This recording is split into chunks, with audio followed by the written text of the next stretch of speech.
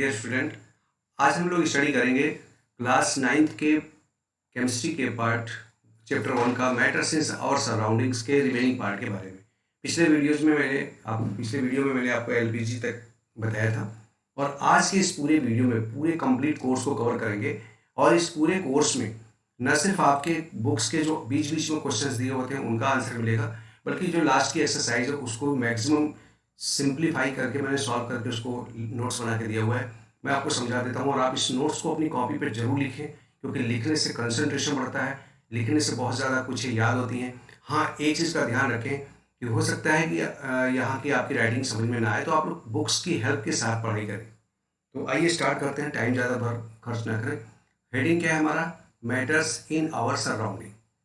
अब मैंने वहाँ एलपीजी बताया था, एलपीजी को फिर मैं यहाँ पर रिमाइंड कर दूँ। एलपीजी का मतलब क्या होता है? Liquefied petroleum gas. ये जो हमारे घर में जो गैसेस यूज होती हैं खाना बनाने में, वो सब एलपीजी गैस होती हैं। Use in cooking. ये किसके काम आती है? मैक्सिमम कुकिंग के काम आती है। उसी के साथ एक और चीज़ आती है, compressed natural gas. Compressed natural gas, CNG कहते हैं इसको, और ये यूज होती है फ्यूल के रूप में गाड़ियों को चलाने में और व्हीकल में। हाई कंप्रेसिबिलिटी, बहुत ज़्यादा कंप्रेसिबिलिटी होती है सीएनजी में। इतनी ज़्यादा गैस में कंप्रेसिबिलिटी होती है, इसको बहुत ज़्यादा प्रेशर देके छोटे से पार्ट में मैक्सिमम गैस को रखा जा सकता है। तो इसीलिए आजकल सीएनजी को बहुत ज़्यादा प्रेफर किया जा रहा है। हाई कंप्रेसिबिलिटी होने की वजह से large volume of gas can B compressed into A small cylinder and transported easily. इसीलिए इसको बहुत आसानी से ट्रांसपोर्ट किया जा सकता है। अब आपके इसमें कुछ क्वेश्चंस हैं जो मैंने लिया हुआ है। अब उसमें पहला क्वेश्चन ये है आपका कि the mass per unit volume of a substance is called density. यानी डेंसिटी का फॉर्मूला है मास बाई वॉल्यूम।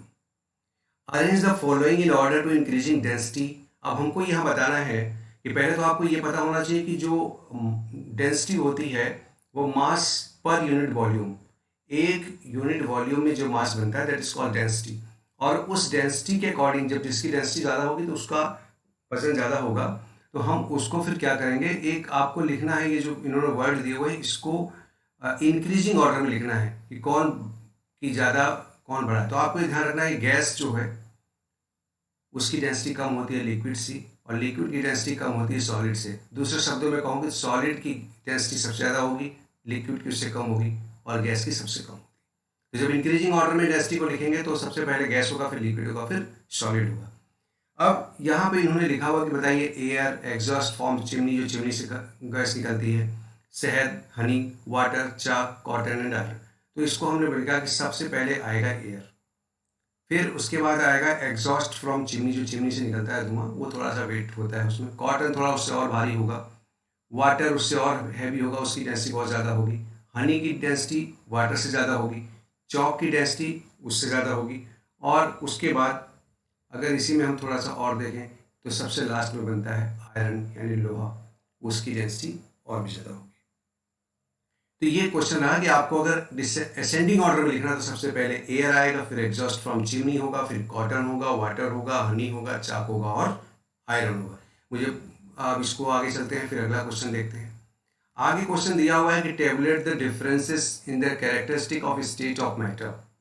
आपको जो स्टेट्स ऑफ मैटर उनकी कैरेक्टरिस्टिक्स को टेबुलेट करना। टेबल मैंने बना दी है आपके सामने कि सॉलिड, लिक्विड, गैस को उनकी शेप, उनका वॉल्यूम, उनकी डेंसिटी, उनकी काइनेटिक एनर्जी, उनकी कंप्रेसिबिलिटी के हिसाब से उसमें क्या होता है। तो सॉलिड में क्या होगा, solid has definite shape but no definite shape liquid के लिए और no definite shape in gases के लिए। अब वॉल्यूम देखेंगे तो डेफिनिट वॉल्यूम होगा, इसका नो डेफिनिट वॉल्यूम जिस बर्तन में रखते हैं उस बर्तन का हो जाता है, और इसका तो बिल्कुल भी डेफिनिट वॉल्यूम नहीं होता जहाँ एरिया बढ़ता है। डेंसिटी की बात करेंगे तो सॉलिड है, ये भी ऊपर बताया है कि सॉलिड की डेंसिटी लिक्विड से ज़्यादा होगी, लिक्विड की डेंसिटी गैस से ज़्यादा होगी। अब लेस देन सॉलिड, सॉलिड से कम होगा, और लीस्ट डेंसिटी होगी गैस की। फिर kinetic energy least in solid, solids में काइनेटिक एनर्जी कम होती है जिसकी वजह से उसके मॉलिक्यूल बहुत स्ट्रांगली बंधे होते हैं। मोर देन सॉलिड्स, सॉलिड से ज़्यादा होगा लिक्विड में काइनेटिक एनर्जी, क्योंकि उसके मॉलिक्यूल्स थोड़ा आसानी है। और मैक्सिमम हो जाता है गैसियस स्टेट में। गैसेस स्टेट में मॉलिक्यूल्स के अंदर इतनी ज़्यादा काइनेटिक एनर्जी होती है कि बड़ी आसानी से मूवमेंट करते हैं। कंप्रेसिबिलिटी, सॉलिड में कंप्रेसिबिलिटी बहुत कठिन है। अगर मैं आपको कह दूं कि आप एक किताब को कंप्रेस कर दीजिए, बहुत मुश्किल है। लिक्विड में लो होती है और बहुत ज़्यादा गैस में सबसे ज़्यादा होती है। जैसे मैंने आपको अभी ऊपर बताया कि कैसे हम सीएनजी को कंप्रेस करके छोटे से कंटेनर में रख कर सकते हैं और आसानी से उसको बहुत ज़्यादा दूर तक ट्रांसपोर्ट किया जा सकता है। अब इसके बाद कुछ और चीज़ देख लेते हैं, इसमें कुछ चीज़ें मैंने लिखी हैं।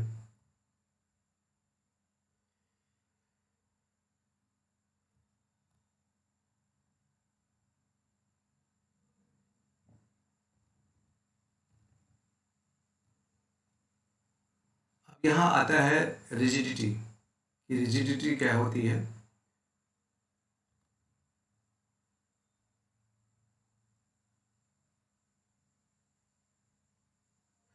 रिजिडिटी क्या होती है? किसी भी चीज़ की दृढ़ता, इसको हिंदी में दृढ़ता कहते हैं। It is the property of matter, ये मैटर की प्रॉपर्टी है, to at resist the change of it shape. ये नेचर होती है हर मैटर की कि वो अपनी जो एक्चुअल बॉन्डिंग है, जो एक्चुअल नेचर है, उसको रेजिस्ट करता है।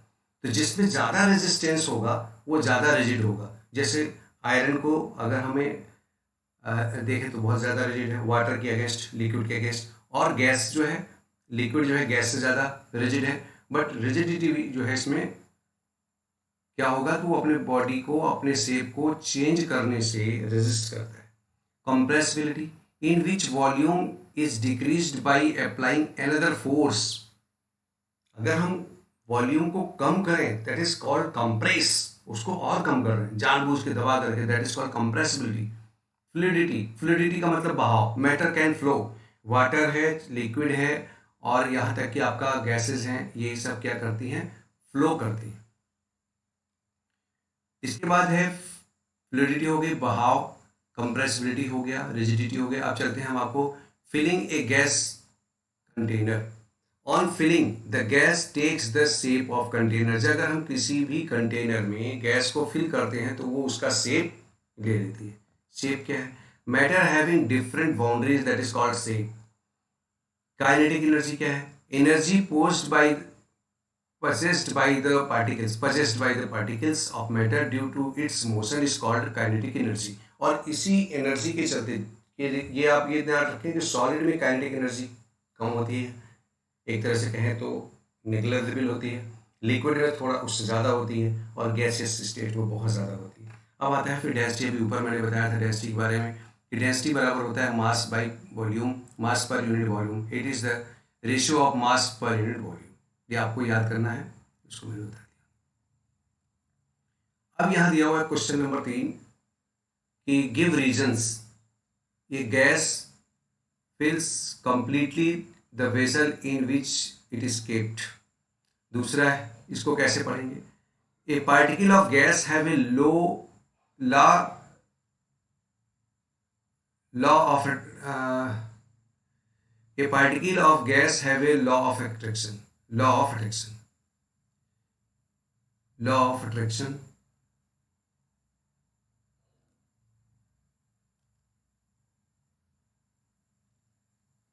Law of attraction between the particle are moving freely in the vessel in which it's applied।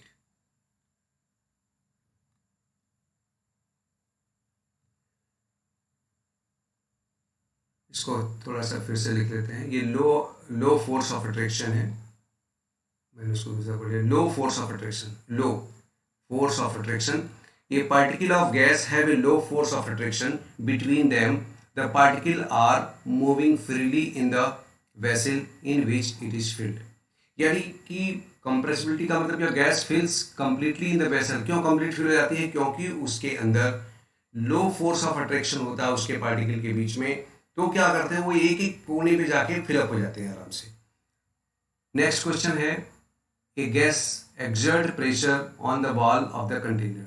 अब गैस जो है वॉल के जिस कंटेनर में रखा है तो उसकी वॉल, उसकी जो दीवार होती है उस पर भी फोर्स करता है। क्यों करता है? Due to the least force of attraction. ये नोट करना है कि केवल यही मेन है कि इनके बीच, पार्टिकल के बीच का जो अट्रैक्शन होता है वो बहुत कम होता है, लो, लीस्ट यानी बहुत कम, least force of attraction in gas, यानी एकदम फ्री है maximum. The they are constantly moving randomly, they are constantly moving randomly.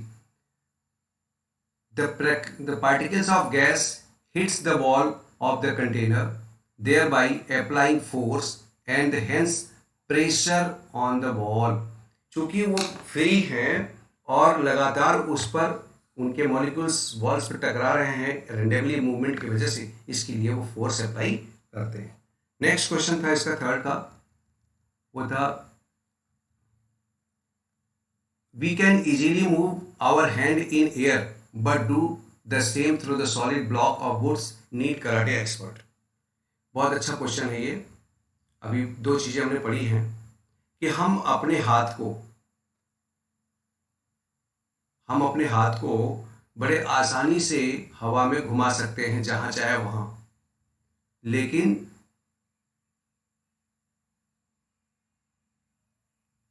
Question number third में दूसरा है, ये wooden table should be called a solid. Question number 3 है ये, yes, wooden table can be called solid. क्यों कह सकते हैं? The wooden table has a definite shape and volume, the particles of woods the particle of woods are closely packed, they do not take the shape of container, hence wooden table is a solid। यानी wooden table के जो particle हैं उनकी एक shape, definite shape होगा, definite volume होगा, उसके जो पार्टिकल हैं, particles of the woods are closely packed, they do not take the shape of container, वो कंटेनर की शेप नहीं ले सकते जहां पर रखे गए हैं, hence wooden table is the solid. अब अगला क्वेश्चन ये है कि हम हवा में अपने हाथ को बहुत आसानी से फ्रीली मूव कर सकते हैं, जहां चाहे घुमा सकते हैं, लेकिन अगर लकड़ी के उसमें सॉलिड के बीच में अगर हमें बीच में लगा दिया जाए तो क्या हम उसको कर पाएंगे? वहां फिर हमें एक कराटे एक्सपर्ट की जरूरत पड़ेगी। उसका रीजन क्या है? जो एयर के मॉलिक्यूल हैं दे आर लूजली बाउंडेड, उनके जो पार्टिकल्स हैं बहुत ही ज़्यादा लूजली बाउंडेड, यानी एक तरह से कहें तो फ्री है, तो हम आराम से हवा में डाइव मार सकते हैं, अपने हाथ को हिला सकते हैं, कर सकते हैं। So the particles of air are very loosely bounded. The particle of air are very loosely bounded.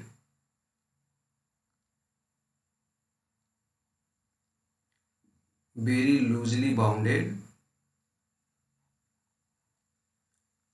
They have a lot of space between them. उनके बीच में बहुत ज़्यादा स्पेस होता है। Hence we can easily move our hands in the air, इसीलिए हम अपने हाथ को आसानी से जहां चाहे घुमा सकते हैं, हाथ पैर को डाइव मार सकते हैं। But in the solid blocks the particles are tightly bound by a strong force of attraction. यहाँ पे क्या है? Strong force of attraction. वहां क्या था? Least loosely bound, so there is no space, और यहाँ के इनके पार्टिकल के बीच में कोई स्पेस नहीं होता कि हमारे हाथ जाने के बाद वो मॉलिक्यूल्स एडजस्ट हो सकें। them, hence for solid block we need to karate expert. अगर हमें उसको ब्रेक करना है, उसमें हाथ करना है, तो हमें कराटे एक्सपर्ट की आवश्यकता पड़ेगी। Next question, a liquid generally have lower density. Question ये देखिए आप लोग, a liquid generally have lower density as compare to solid, but you must have observed that ice floats on water, find out why। ये कहा जाता है कि जो लिक्विड है उसकी डेंसिटी सॉलिड से कम होती है। अब आइस क्या है? सॉलिड। वाटर क्या है? लिक्विड। तो इस हिसाब से वाटर के अंदर आइस को डूब जाना चाहिए, बट वो उसके ऊपर फ्लोट करता है। क्यों करता है? इसके बारे में जरा आंसर देख लीजिए, इसका रीजन खोजना चाहिए हमको। We know that the liquid has more than volume of solid.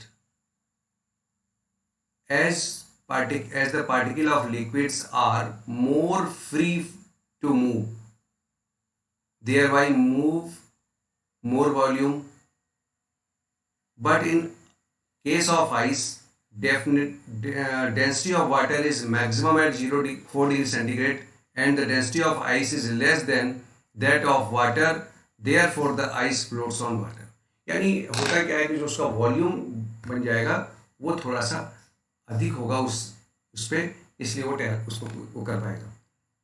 Density of water is maximum. Density of water is maximum at 4 degree centigrade and the density of ice is less than. Density less than हो जाएगी उसकी at the same time उस पर, इसीलिए वो float करता है.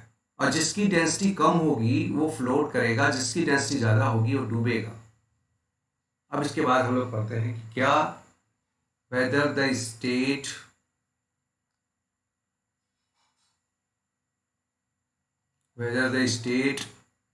Can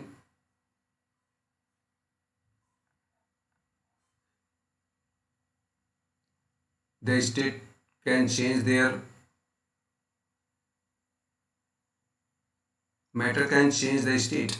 The state of matter are interconvertible.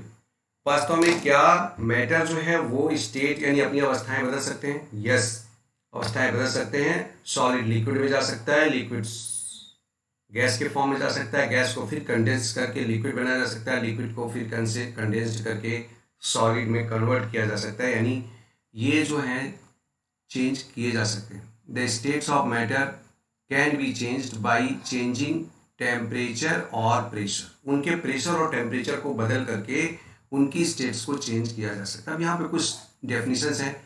Melting point, क्या होता है melting point? The melting point is the temperature at which a solid changes into a liquid at atmospheric pressure. यानी जब कोई भी सॉलिड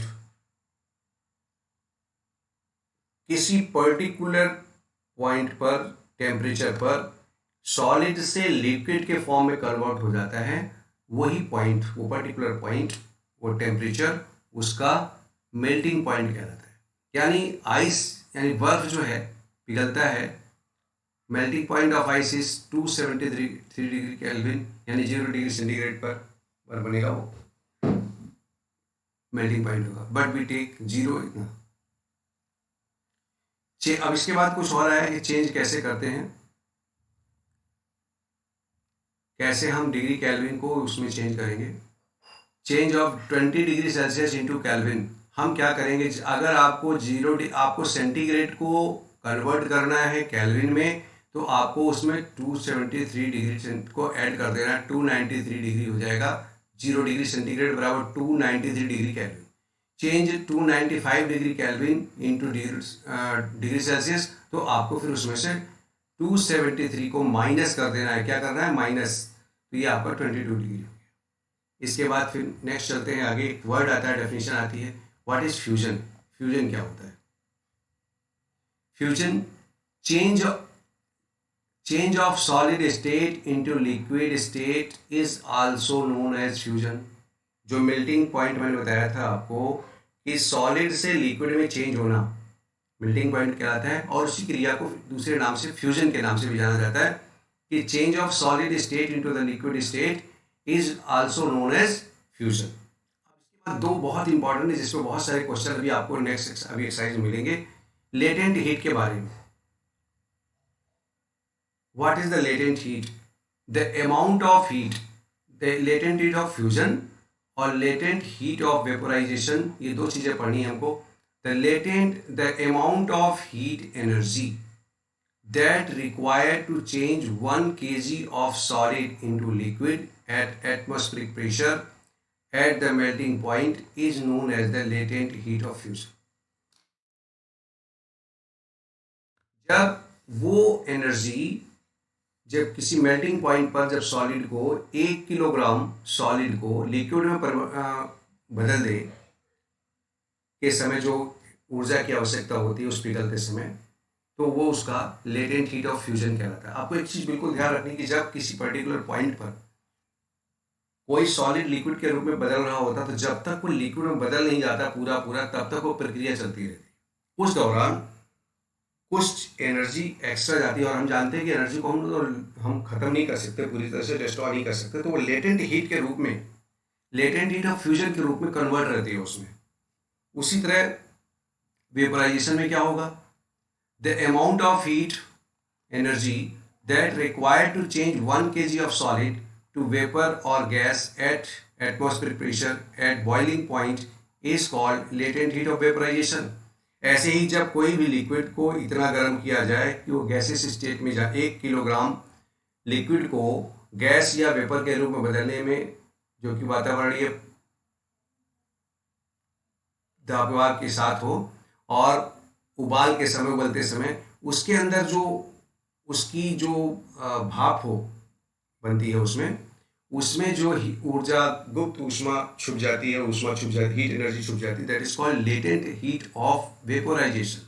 अब यहाँ पर एक चीज़ ध्यान रखना है आपको, ये 3 स्टेट है, तीनों को कैसे चेंज किया। सॉलिड चेंज होगा हीट करने के बाद लिक्विड में, लिक्विड फिर चेंज हीट करेंगे तो जाएगा गैस। अब गैस को कूल करेंगे तो क्या बनेगा, लिक्विड, और लिक्विड को कूल करेंगे तो क्या बनेगा, सॉलिड। ये एक चेन है और ये कंटिन्यूस चलती रहती है अपने हिसाब से कि जैसा उसको आवश्यकता पड़ेगी हम उसको चेंज कर लेंगे। अब इसी प्रकार मैंने दिखा है कि effect of change of pressure, pressure से चेंज क्या होगा।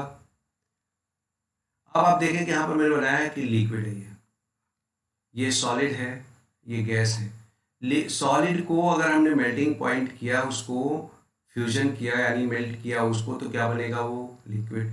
लिक्विड को फिर क्या किया, वेपोराइज किया, इसको वेपोराइज, इवोपरेशन किया उसको,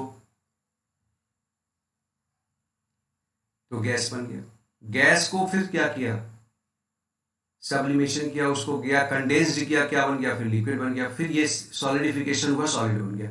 इसी प्रकार गैस को सब्लिमेशन के द्वारा डायरेक्ट सॉलिड में बदल दिया और सॉलिड डायरेक्ट गैस में बदल जाता है। इस प्रकार की क्रिया को सब्लिमेशन भी कहते हैं। तो ये एक प्रक्रिया है चेंज ऑफ मैटर्स का, इसको आप लोग स्टडी कर लेंगे, इसको बना के अपने बढ़िया से नोट्स आप लोग तैयार करेंगे। अब चलते हैं कुछ और क्वेश्चंस पे। ये convert the following temperature to the Celsius scale.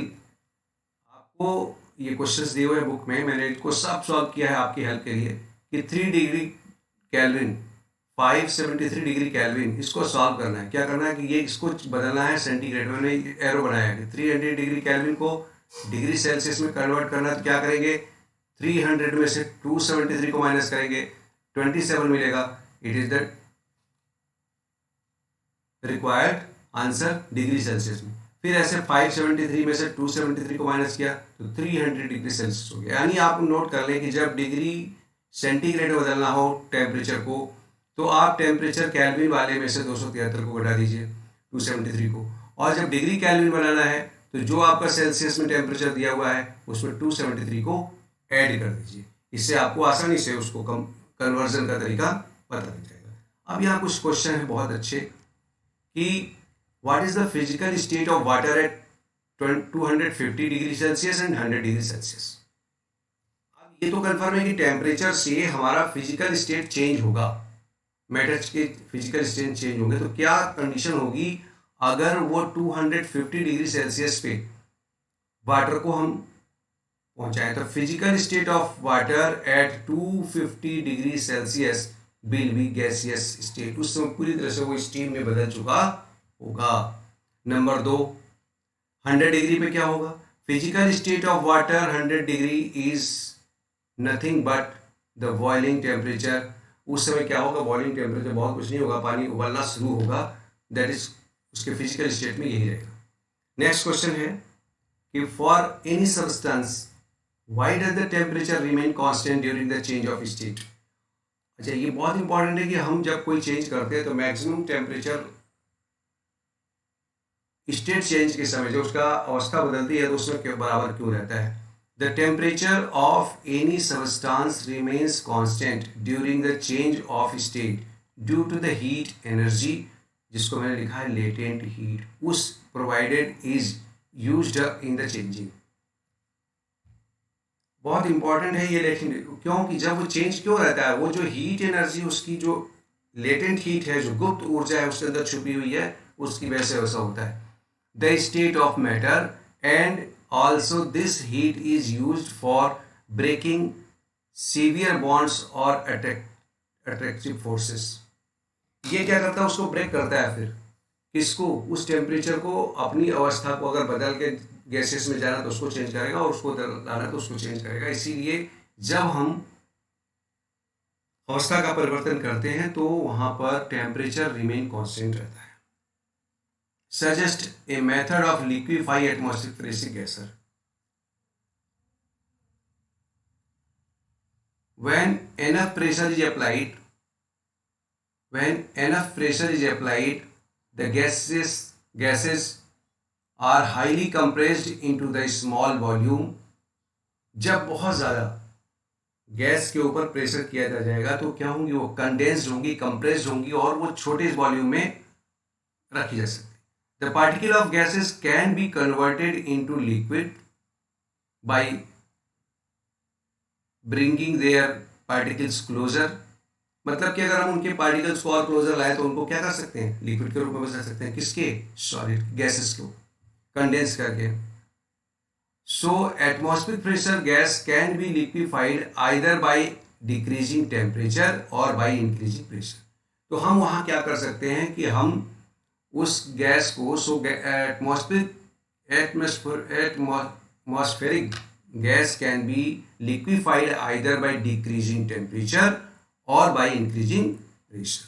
Gas molecules can be squeezed together by one or two methods, by ice increasing pressure or by decreasing temperature of the gas.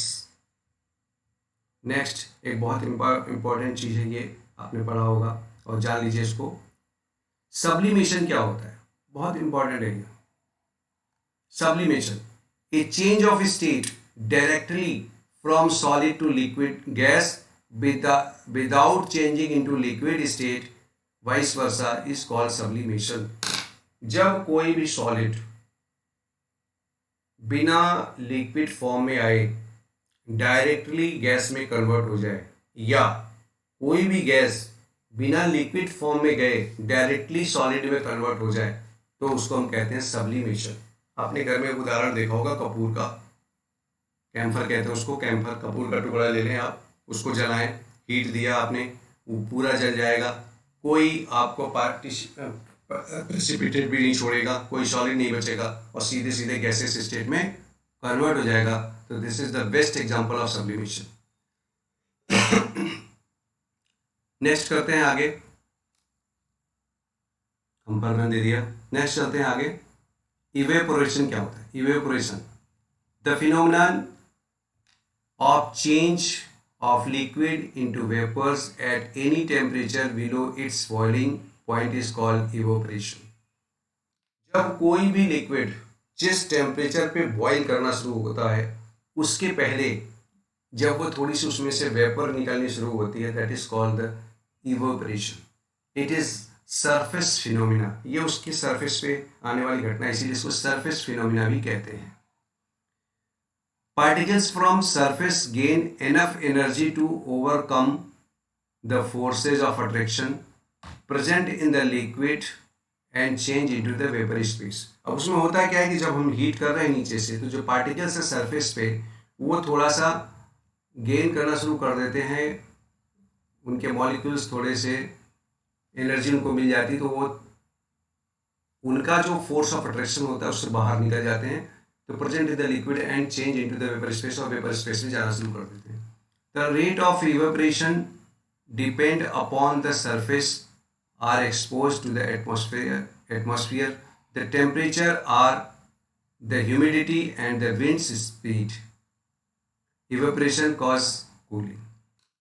अब क्या होता है कि जब उसके, इससे क्या होगा कि उसका जो जितना ज़्यादा एरिया में एक्सपोज होगा वाटर को या लिक्विड को, उससे भी उसका अंदर पड़ेगा, टेम्परेचर भी इफेक्ट करेगा, ह्यूमिडिटी भी इफेक्ट करता है, और हवा की स्पीड भी डिपेंड करती है इवेपोरेशन में।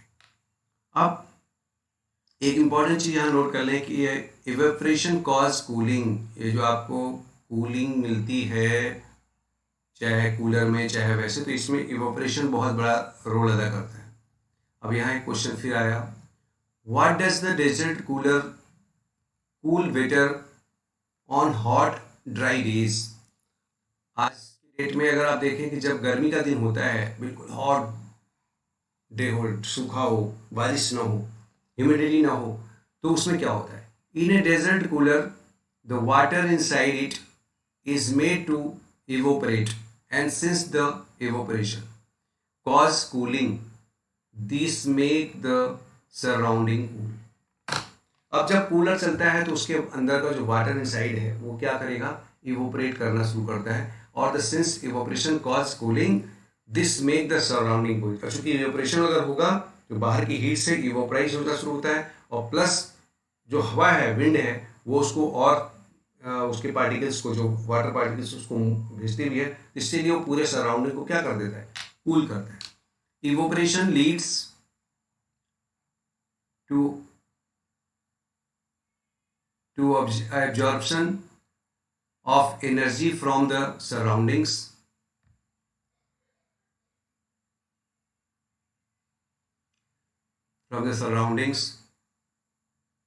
Evaporation depend upon the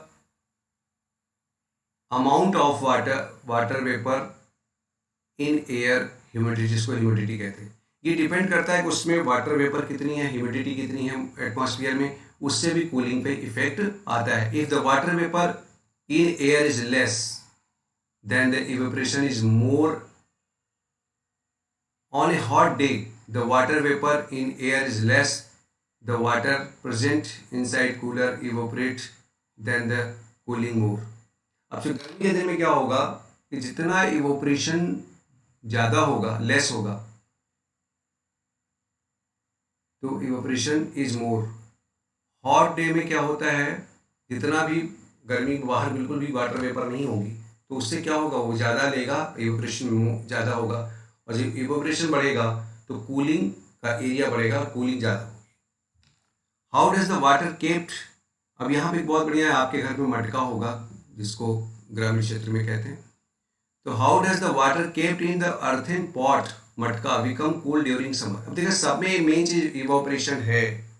क्यों है, the water kept in earthen pot, मटका, सीप्स इनटू द स्मॉल पोर्स, उसके छोटे छोटे छिद्र होते हैं इन द पॉट, एंड इवोपरेट्स, और वो क्या होंगे, बाहर से वो ड्राइनेस लेंगे, वो कूलिंग लेंगे। From the surface of the pot the heat required for evaporation is taken from water inside the pot, thus the cooling water inside, this is the region। evaporation होगा, वो क्या करेगा, हीट रिक्वायर्ड जो उसको होगी वो कहाँ से लेगा, वाटर से, तो उसमें जो है अंदर का जो वाटर होगा वो ठंडा हो जाएगा। Why does our palm, हमारी जो हथेली है, cold when we put some acetone, petrol और परफ्यूम ऑन इट। बहुत आप चाहे तो इसका एग्जांपल करके घर पे देख सकते हैं, थोड़ा सा गाड़ी से टंकी से पेट्रोल 2-3 बूंद अपने हाथ पे निकाल के देखें तो आपको बहुत ज़्यादा कूल महसूस होगा। उसका रीजन क्या है, the acetone, petrol, perfume etcetera being volatile evaporate very fast. बहुत ज़्यादा इवोपरेट होने की क्षमता होती है जब से ही वो एक्सपोज होते हैं टू द लार्ज सरफेस। जब लार्ज सरफेस पे परफ्यूम हो, चाहे एसीटोन हो, चाहे पेट्रोल हो, जब इनको रखा जाता है तो बड़ी तेज़ी से इवोपरेट होते हैं। जब इवोपरेट होंगे तो उनको हीट चाहिए, तो वो क्या करेंगे, आपकी हथेली से हीट लेना शुरू करेंगे। तो जब हीट लेंगे तो आपको वो कूल फील कराएगा, evaporate during the vaporisation. When we put some acetone, petrol or perfume on our palm, it evaporates. During evaporation, particles from the liquid absorb energy from surface of the palm to compensate for the loss of energy, making the surrounding cools। अब चूंकि evaporate हो रहा है तो surrounding को cool करने के लिए वो कहाँ से हमसे हीट लेना, हमारी हथेली से लेना शुरू करेगा। They takes this latent heat of evaporation, वो कहाँ से ले रहा है, वो उस इवेपोरेशन की लेटेंट हीट लेगा फ्रॉम आवर palm, हमारे हाथ की हथेली से। The palm loses heat and feels cool, वो हमारी जो हथेली है वो हीट को लूज करती है और जिससे हमें कूलिंग फील होती है। मुझे लगता है समझ में आ रहा होगा आपको। आप इसको नोट्स बनाएं और लिखें इसको अपनी कॉपी पे। नेक्स्ट चलते हैं आगे। Why are we able to sip hot tea or milk faster from saucer rather than a cup. अगर हम किसी प्लेट में या कप में पीते हैं चाय को तो कितना फर्क पड़ता है. saucer has the large surface area than the cup. उसमें क्या होगा, प्लेट होता है, saucer का पता होता है जो बड़ा सा कटोरा टाइप हो, उसमें क्या उसका एरिया, सरफेस एरिया बड़ा होगा, और जब बड़ा होगा तो इवोपरेट भी बहुत ज़्यादा होगा. Hot temperature milk from the saucer is faster, उसमें ज़्यादा होगा. द फास्टर इवोपरेशन, जब ज़्यादा फास्टर होगा तो उसमें evaporation cools the hot tea milk. जब वो बहुत ज़्यादा इवोपरेट होगा तो वो क्या करेगा, जल्दी ठंडा होगा, मोस्टली कूल होगा. Much more quickly making it convenient to sip और ड्रिंक, और बहुत ज़्यादा आसान बना देता है उसको गर्म चाय और दूध को पीने में. Hence we are able to sip hot tea और milk faster from saucer than a cup. यानी उससे ज़्यादा जल्दी पी सकते हैं सूसर से, यानी प्लेट से, कप से जल्दी पी सकते हैं उसमें. What type of clothes should be wear in summer. During summer we normally wear light coloured clothes. We sweat lot in the summer. हमारे गर्मी में बहुत पसीना होता है. कॉटन के कपड़े बहुत ज़्यादा बढ़िया एब्जॉर्बर हैं स्वेट के, यानी आपके पसीने को बहुत ज़्यादा सोखने की क्षमता रखते हैं. Thus, it absorbs sweat from our body and exposes the sweat to the atmosphere, making its evaporation faster. और हमसे वो सोख करके एटमॉस्फेयर में देने का प्रयास करते हैं, वो इवोपरेट कर देते हैं. Hence, we wear cotton cloths in summer. इसीलिए हम गर्मियों में उसको कॉटन क्लॉथ सब पसंद करते हैं ज़्यादा पहनना. अब आगे चलते हैं. एक बहुत इंपॉर्टेंट चीज़ है, इसको आप लोग लर्न कर लें, एकदम से इसको रिमेंबर कर लें. ये क्वांटिटी लिखी है मैंने, इसका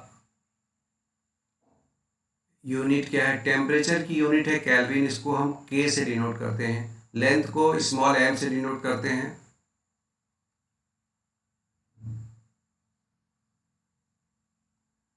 लेंथ को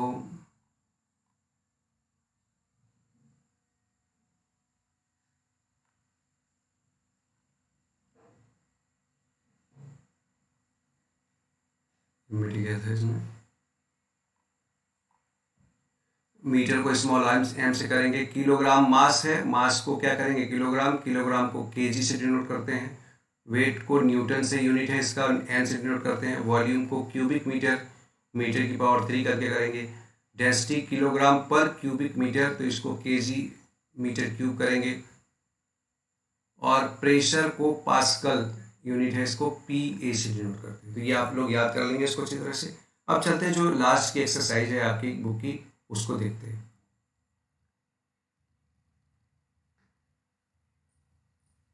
वही है, क्वेश्चन आंसर दिया हुआ है. Convert the following temperature to the Celsius scale. 293 में से 273 को जैसे ही आप डिवाइड कर सब्ट्रैक्ट करेंगे डिग्री सेल्सियस, आपको 20 डिग्री सेल्सियस आंसर मिल जाएगा.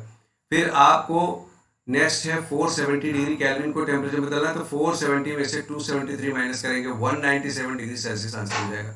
बहुत सिंपल है, मैंने ऊपर भी आपको एग्जांपल में बताया था. फिर आगे देखते हैं, convert the following temperature to the Kelvin scale. यहाँ पर आपको केल्विन स्केल में वापस जाना है. तो आपको करना कुछ नहीं है, जो भी आपको डिग्री सेल्सियस में दिया हुआ है उसमें 273 ऐड करिए और आंसर पाइए. मैंने 25 को 273 ऐड किया, 298 डिग्री केल्विन. 373 और 273 646 डिग्री केल्विन, ये आंसर हो गया. तो बहुत सिंपल है, इसको कन्वर्जन आप कर सकते हैं. अब यहाँ कुछ क्वेश्चन है, उसको पढ़ते चलते हैं और एक एक का आंसर समझने का प्रयास करते हैं. नोट्स मैंने सब लिख दिया है, समझने में हो सकता है आपको दिक्कत है तो उसको थोड़ा सा कर लें. Give reasons for the following observation. Naphthalene balls disappear with the time without leaving any solid. Naphthalene की जो बॉल्स होती हैं बहुत जल्दी डिसअपियर हो जाती हैं बिना लिक्विड कोई सॉलिड छोड़े. Naphthalene balls disappear with the time without leaving any solid because naphthalene balls sublime and directly change into vapor state without leaving solid.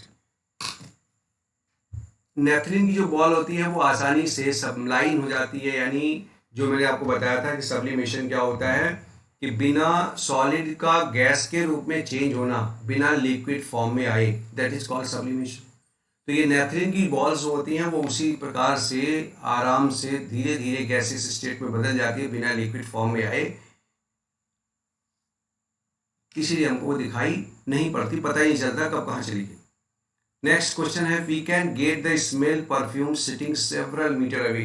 अभी आपके घर में कोई परफ्यूम लगा ले या कोई बॉडी स्प्रे कर ले तो आपको दूर तक दिखाई पड़ता है, ऐसा क्यों होता है? व्हेन परफ्यूम इज रिलीज्ड, अब इसका आंसर क्या है? बहुत सिंपल आंसर है, when perfume is released it change into vapour very quickly. जैसे परफ्यूम या डिओड्रेंट स्प्रे होता है तो वेपर्स के रूप में वेरी क्विकली बढ़ जाता है। अब the kinetic energy of gas molecules is high, और गैस मॉलिक्यूल्स की काइनेटिक एनर्जी इतनी ज़्यादा है, बहुत ज़्यादा हाई है, and the rate of diffusion is also high, और उसका रेट ऑफ डिफ्यूजन भी बहुत ज़्यादा हाई है। तो क्या होगा? Hence we can smell the perfume sitting several metre away, because तो वो जितने भी वेपर्स हैं वो हवा के साथ बहुत तेज़ी से इधर उधर चल रहा है, चूँकि गैस का जो पार्टिकल्स का जो मोशन है वो ब्राउनियन मोशन है, रेंडमली कहीं भी मूव कर सकते हैं, इसीलिए बहुत दूर भी अगर आप 2-3 मीटर 4 मीटर 6 मीटर बैठे हैं तो भी आपको महक जा सकती है उसकी परफ्यूम की। Next, arrange the following substance increasing order of force of attraction between the particles, water, oxygen, gas. फिर वही चीज़ आ गई यहाँ पे, आपको ये ध्यान रखना है कि अट्रैक्शन भी इसी प्रकार है, गैस, लिक्विड एंड सॉलिड। जैसे ऊपर था कि डेंसिटी कैसी होगी इंक्रीजिंग ऑर्डर में, तो यहाँ पर भी सबसे ज़्यादा इसमें क्या है? ऑक्सीजन गैस है तो सबसे पहले होगा, फिर उससे ज़्यादा उसकी बीच में उनके पार्टिकल्स में अट्रैक्शन किस में होगा? लिक्विड में होगा, और सबसे ज़्यादा किस में होगा? सॉलिड में होगा। शुगर सॉलिड फॉर्म में है, इसीलिए इसमें फोर्स ऑफ अट्रैक्शन ज़्यादा होगा। समझ में आ गया होगा आपको? नेक्स्ट क्वेश्चन करते हैं, what is the physical state of water. मैंने इस तरह का एक क्वेश्चन पीछे ही बताया, फिर भी इसको बताता हूँ। 25 0 डिग्री और 100 degree Celsius. At 25 degree centigrade water at 25 is present in the liquid state, इसमें कोई चेंज नहीं होगा, लिक्विड फॉर्म में बना रहेगा। हमारे घर में जो दिन भर हम पानी पीते हैं that is called liquid state, और मैक्सिमम रूम टेम्परेचर 25 से 30 के बीच में बना रहता है। Next, 0 degree centigrade water eight 0 exist in solid state, 0 is the freezing point. इस समय 0 डिग्री सेंटीग्रेड फ्रीज हो जाता है पानी, तो वो 0 डिग्री सेंटीग्रेड पे सॉलिड स्टेट में हो सकता है। 100 पे water at 100 exist in gases state, 0 is boiling point, water states evaporate after attaining 0 degree temperature, और 100 डिग्री टेम्परेचर पर वो क्या होता है? वाटर वेपर में बदलना शुरू होता है, वेपर स्टेट में होगा, मैक्सिमम कहेंगे गैसेस स्टेट में उसकी फिजिकल पोजीशन चेंज होनी शुरू हो जाती है। नेक्स्ट क्वेश्चन है, give 2 reasons to justify water at room temperature is liquid. आपको 2 चीज़ों को जस्टिफाई करना है कि water at room temperature is liquid. अभी ऊपर एक क्वेश्चन किया हमने कि 25 डिग्री सेंटीग्रेड पर उसकी फिजिकल कंडीशन कैसी होगी? फिजिकल स्टेट उसका लिक्विड ही रहेगा, लिक्विड का। तो जो water temperature at room temperature, water at room temperature is a liquid because it boils at 100 degree centigrade. उबलेगा कहाँ पे? 100 पे। फ्रीज कहाँ होगा? 0 डिग्री सेंटीग्रेड पे। तो जब उबलेगा नहीं यानी बॉइल नहीं होगा तो वो गैसेस फॉर्म में नहीं जाएगा, और जब वो 0 डिग्री सेंटीग्रेड पे नहीं जाएगा तो फ्रीज नहीं होगा, तो सॉलिड फॉर्म में नहीं जाएगा, इसीलिए वो लिक्विड फॉर्म में ही रहेगा अपने रूम टेम्परेचर पे।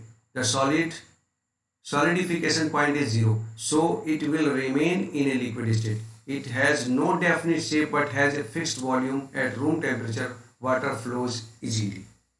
नोट कर लीजिएगा आप इसको। अब यहाँ पे एक और अच्छा क्वेश्चन है कि an almirah is solid at room temperature.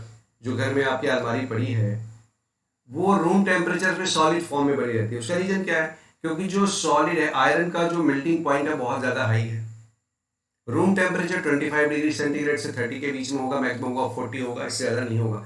इतने में तो वो पानी ही नहीं बॉइल होगा, और आयरन की तो बात ही अलग है। तो जब उसका टेम्परेचर ही इतना ज़्यादा नहीं है कि वो मेल्ट कर सके तो वो सॉलिड फॉर्म में बना रहेगा। An iron almirah is solid at room temperature because its melting point as well as boiling point is above at room temperature, hence iron almira is solid at room temperature. क्योंकि भाई उतने में तो उसकी melting point है ही नहीं iron का कि लिक्विड फॉर्म में जाए, तो इसीलिए वो उसमें बना रहेगा। Next question, why is ice at 273 degree Kelvin more effective in cooling than the water at the same temperature. अब यहाँ पर एक चीज आया कि 277 डिग्री केल्विन पे यानी 273 डिग्री केल्विन यानी 0 degree centigrade is more effective in cooling than water at the same temperature as ice can also absorb latent heat. क्यों? क्योंकि बर्फ के अंदर ये क्षमता है कि वो लेटेंट हीट को एब्जॉर्ब कर सकता है from the substance from melting and hence the cool the substance more effectively than water at the same temperature। यानी उसी टेम्परेचर पर अगर वाटर है तो उससे ज़्यादा, क्योंकि उसके अंदर क्षमता है लेटेंट हीट को एब्जॉर्ब करने की, तो वो ले लेगा और काफ़ी दूर तक कूल करेगा उसको। Next, what produces more severe burn, boiling water and steam. बहुत इंपॉर्टेंट क्वेश्चन है। अक्सर आपने देखा होगा कि अगर आपके घर में कोई रोटी बन रही है या भाप, कुकर की भाप लग जाए तो आदमी को ज़्यादा सीवियर जलन होती है उसमें, और अनियमित में जल जाए तो तकलीफ नहीं होती। उसका रीजन क्या है? इसका भी रीजन लेटेंट हीट में छुपा हुआ। Latent heat is the heat produced when a compound is converted from liquid to gaseous state. Steam will produce more severe burn than boiling water even though both have same temperature। steam has latent heat, क्योंकि steam में latent heat होती है, जो उसी temperature पे जो heat पानी के रूप में बन रहा है, सेम टेम्परेचर में उसने क्या किया, एटमॉस्फेयर से और ज़्यादा एनर्जी ले करके रख लिया है अपने पास, यानी उसमें गुप्त ऊष्मा छुपी हुई है, लेटेंट हीट छुपी हुई है। इसकी वजह से जब कोई व्यक्ति 100 डिग्री टेम्परेचर के बॉइलिंग वाटर में अगर उंगली डाले तो उससे जो जलन होगी उतने समय सेम टेम्परेचर पे अगर वो भाप से जल जाए, स्टीम से जल जाए, तो ज़्यादा जलन होगी, क्योंकि due to steam has latent heat, इसलिए ऐसे जलन होता है। तो बच्चों, आज मैंने पूरा आपको एक लेसन कंप्लीट कर दिया है। मुझे पूरा भरोसा है कि आपको पसंद आया होगा, समझ में आया होगा। नहीं समझ में आया तो इस वीडियो को बार बार देखिए और देखने के बाद नोट्स बनाइए, पढ़िए और अपने कैरियर को अच्छा बनाइए। वीडियो को लाइक और शेयर करिएगा आप लोग, अपने दोस्तों में भेजिए, कोई प्रॉब्लम नहीं है, कोई इसकी चार्ज मैंने नहीं लगाए हुए हैं।